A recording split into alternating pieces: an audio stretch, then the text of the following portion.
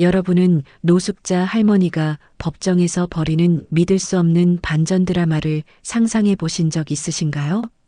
오늘 들려드릴 이야기는 사회의 가장 밑바닥에서 살아가던 한 노숙자 할머니가 고급 외제차를 긁는 사소한 사건으로 법정에 서게 됩니다. 그런데 놀랍게도 할머니가 법정에서 보인 행동에 모두가 경악하게 됩니다.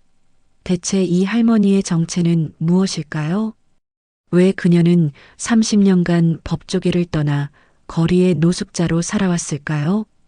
그리고 세상을 놀라게 한 그녀의 마지막 결정은 무엇이었을까요?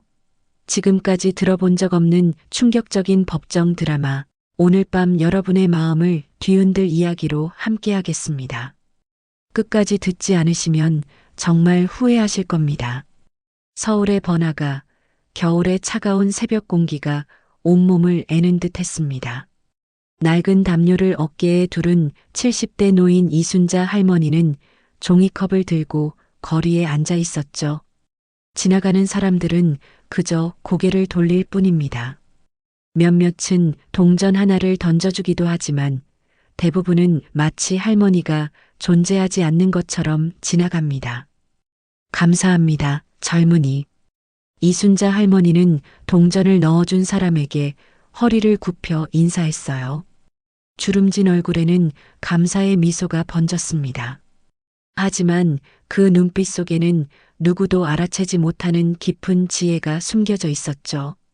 같은 시간 강남의 고급 아파트에서는 35살의 정한을 변호사가 출근 준비를 하고 있었어요.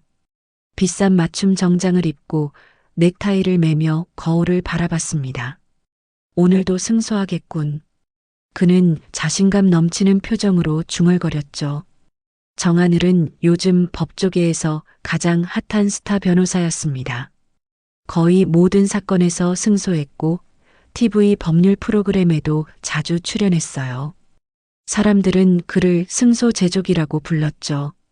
하지만 그의 내면에는 어딘가 채워지지 않는 공허함이 있었습니다. 그날 저녁 이순자 할머니는 음식물 쓰레기통에서 먹을 것을 찾고 있었어요. 그때 우연히 고급 식당 앞에 주차된 검은색 외제차가 눈에 들어왔습니다. 할머니는 그 차 옆을 지나가다 발이 걸려 넘어졌고 손에 들고 있던 끌어모은 쇠파이프가 차량 옆면을 긁고 말았어요. 이봐요. 뭐 하는 짓이오? 차주인 남자가 식당에서 뛰쳐나왔습니다. 비싼 정장을 입은 그 남자의 얼굴은 분노로 일그러져 있었어요. 이게 얼마짜리 차인 줄 알아요? 고의로 그랬지? 아닙니다. 실수였어요. 정말 죄송합니다. 할머니는 허리를 굽혀 사과했지만 남자는 할머니의 말을 들을 생각이 없었죠. 경찰 불러. 그 남자는 곧바로 휴대폰을 꺼내 들었고 결국 이순자 할머니는 경찰서로 연행됐습니다. 그렇게 시작된 사건은 곧 소송으로 이어졌고 할머니는 법정에 서게 됐어요. 서울중앙지방법원 소법정. 이순자 할머니는 낡은 옷차림으로 피고인석에 앉아 있었습니다. 법복을 입은 사람들 사이에서 할머니의 허름한 모습은 더욱 두드러져 보였죠. 방청객들은 작게 수군거리며 할머니를 향해 손가락질했어요. 이게 무슨 재판이야? 시간 낭비라고. 원고 측 변호사가 동료에게 속삭이는 소리가 법정에 울렸습니다. 그 소리는 작았지만 모두가 들을 수 있을 만큼 충분히 컸어요. 판사가 입장하자 모두 일어섰습니다. 재판을 시작하겠습니다. 사건 번호 2024고단 8721 재물손괴 혐의. 판사의 목소리가 법정에 울려 퍼졌어요. 원고 측 변호사가 일어나 주장을 시작했습니다. 피고인은 고의로 원고의 차량을 손상시켰으며 이에 대한 수리비용 500만 원과 정신적 피해에 대한 위자료 300만 원, 총 800만 원을 청구합니다. 판사는 고개를 끄덕이고 이순자 할머니를 바라봤어요.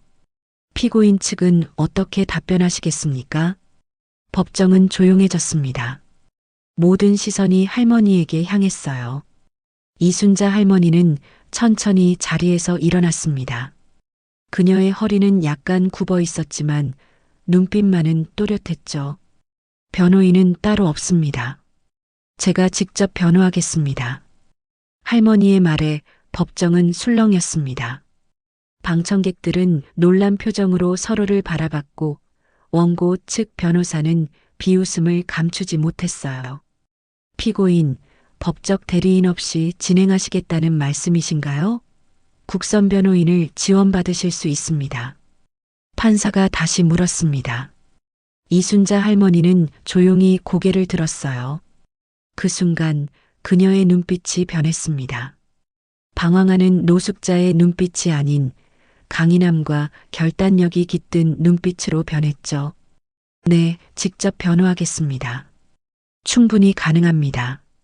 법정은 이순자 할머니의 단호한 대답에 잠시 정적이 흘렀습니다. 누구도 이런 상황을 예상하지 못했죠. 판사는 잠시 고민하는 듯 했으나 곧 목을 가다듬었어요. 그럼 피고인 측 주장을 들어보겠습니다.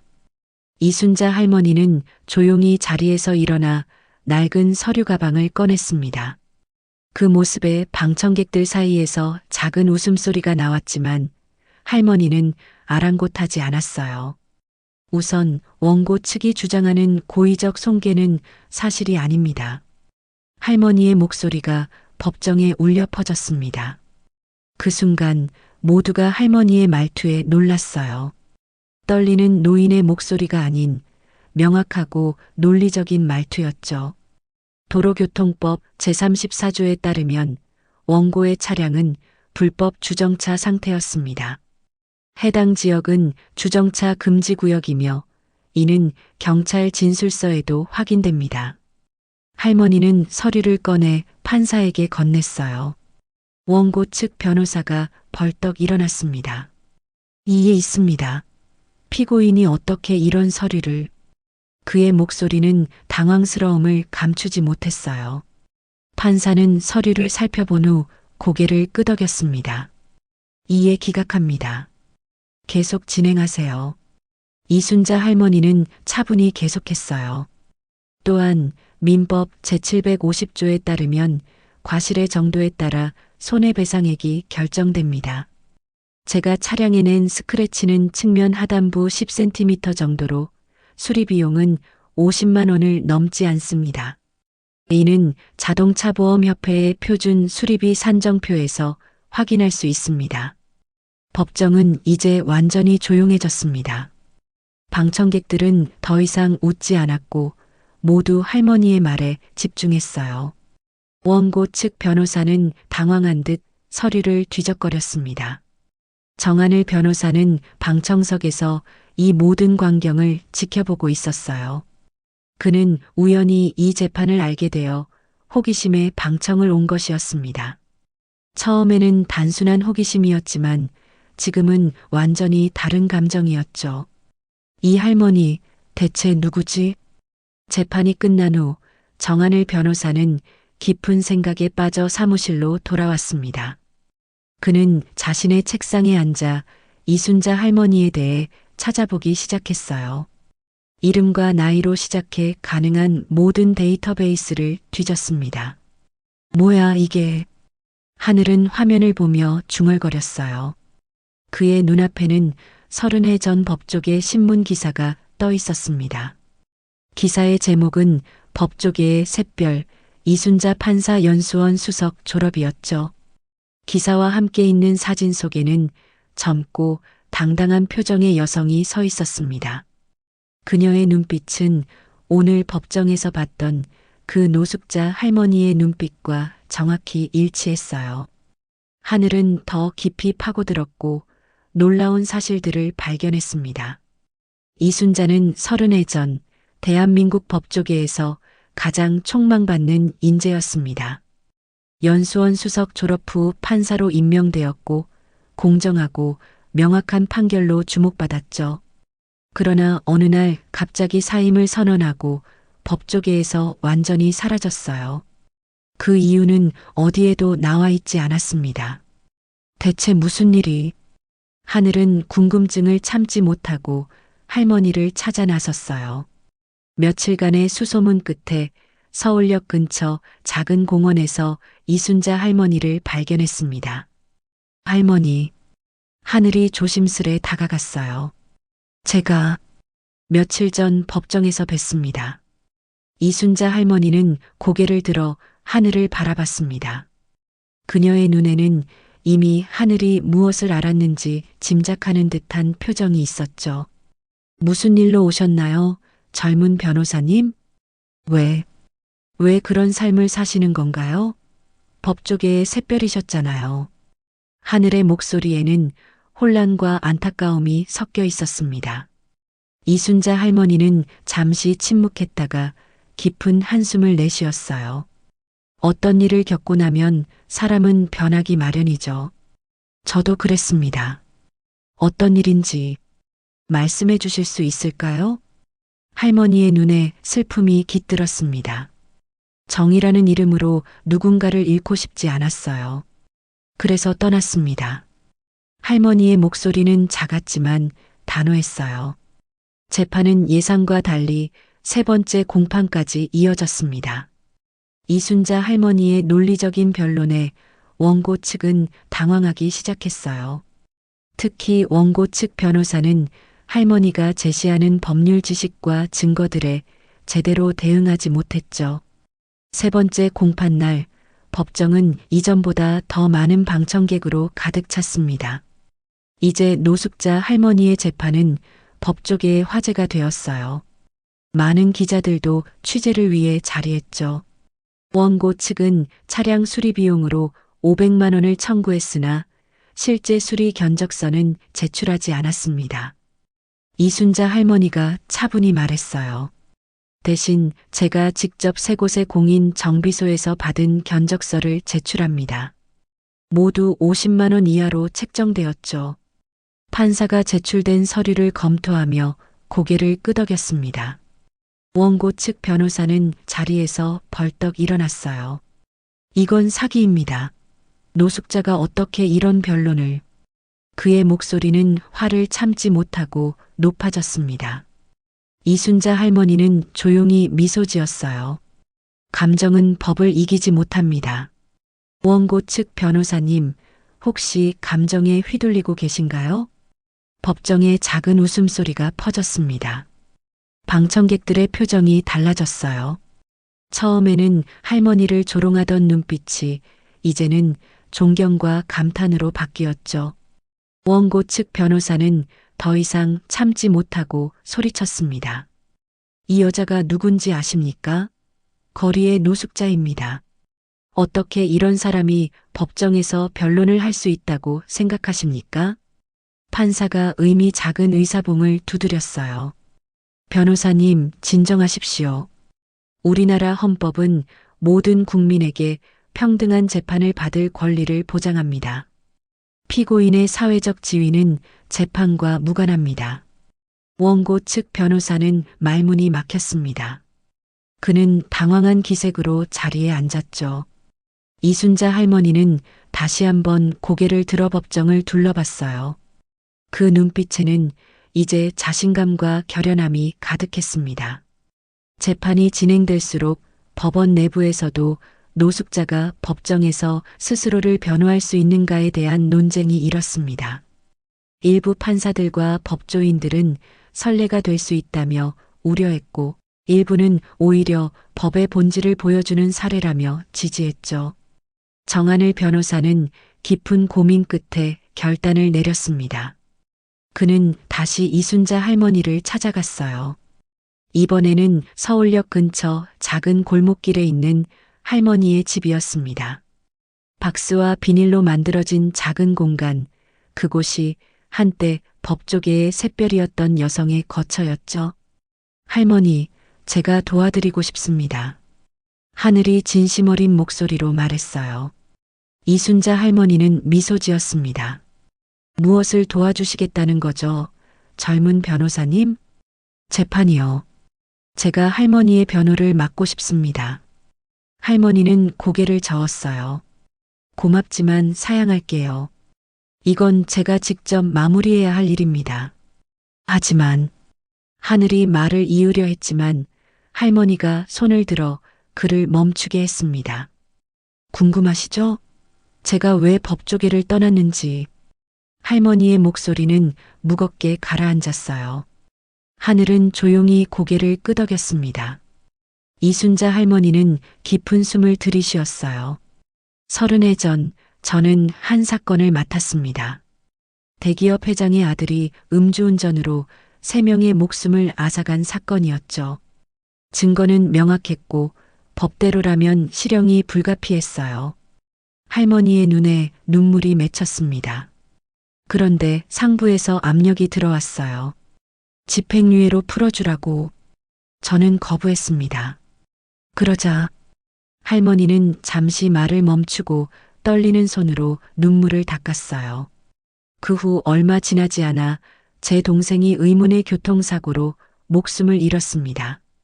경찰은 단순 사고라고 했지만 저는 알았어요. 그들의 보복이라는 걸. 하늘은 충격에 말을 잇지 못했습니다. 할머니는 계속 말을 이어갔어요.